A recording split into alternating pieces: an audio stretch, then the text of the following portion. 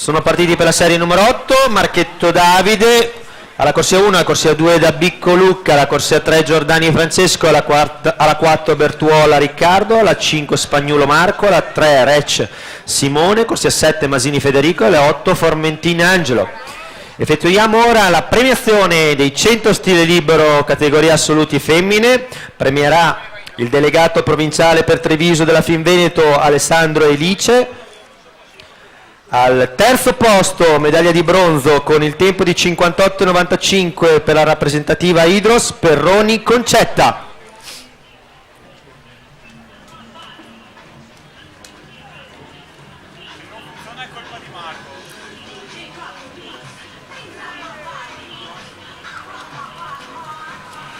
Al secondo posto la neo maggiorenne Franconetti Martina dello stile libero SSD con il tempo di 58,46.